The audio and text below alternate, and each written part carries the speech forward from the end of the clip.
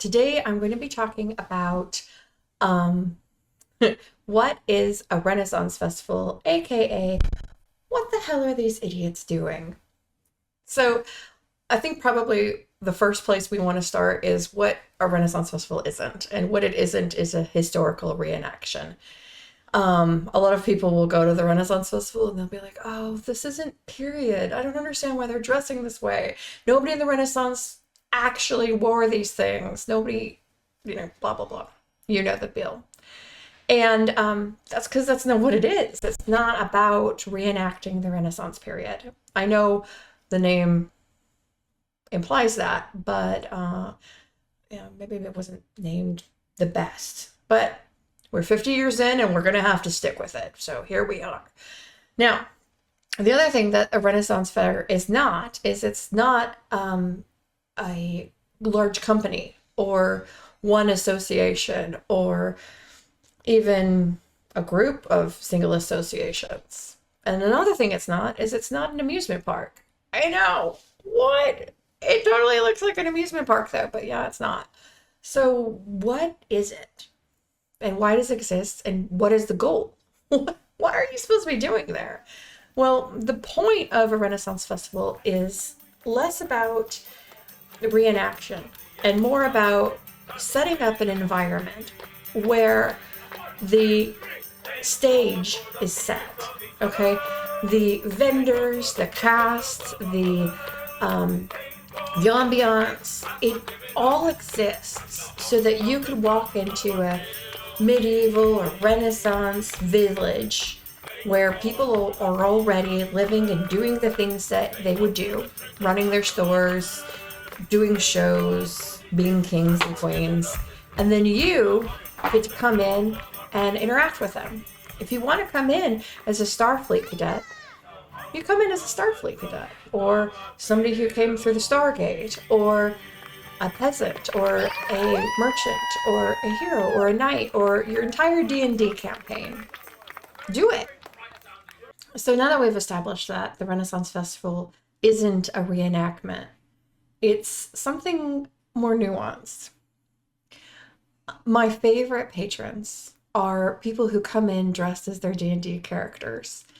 You don't have to be acting like your D&D characters all the time, but every once in a while there are these really magnificent moments where everyone's in character and playing off of each other, and it just flows. And maybe it only lasts for that 5 minutes, but in that 5 minutes, if you've ever experienced anything like that, it's really cool and it's a lot of fun. Now, if you're not into that kind of thing, just going and watching people do this improv and play with the cast and have the cast play with them, having the vendors play with them, it's really, really fun. And then you go and you watch the shows and you eat the food and you buy the things. So buy the things. One of the things that people are always complaining about, oh, I don't like the 3D printed dragons. Like, I mean, okay. They're certainly not period. I get that. But as we discussed, it's not a reenactment.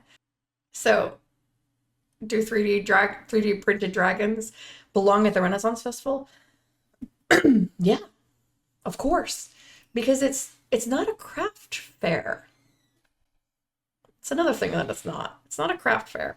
Are there incredible artisans who make incredible jewelry and glass blowing and leather work and armor and swords and everything completely handmade in a way that is astounding and educational and fun? Absolutely. Yes, absolutely. Are there master beaters? Absolutely. There you will see art that you've never seen before. And it's expensive because handmade shit's expensive. And then there's going to be a combination of stuff that isn't handmade, but it's a great prop because the other part of it is theater. It gives the people an opportunity to act in their own personal theater, whether they're LARPing, whether they're just staying in character, whatever. So about 25% of people who come to the fair understand this, and they come in character and they enjoy it.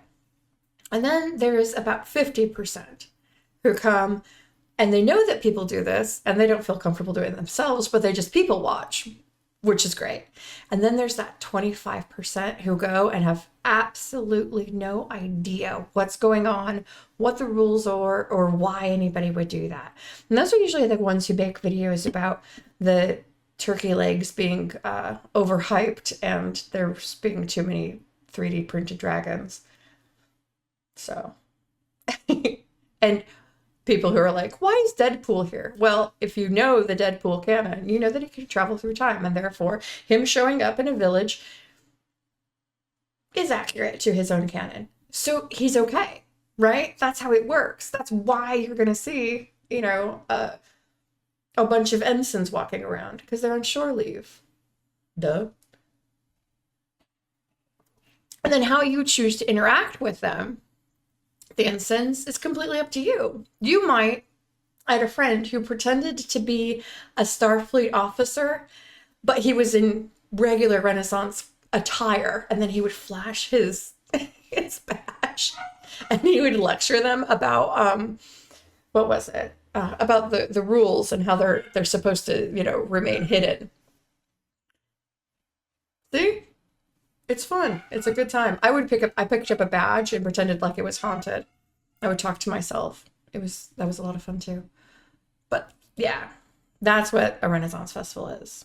It's a geek party for geeks and theater nerds to go out and be geeks and theater nerds and make a spectacle of themselves and have a good time and maybe drink too much mead.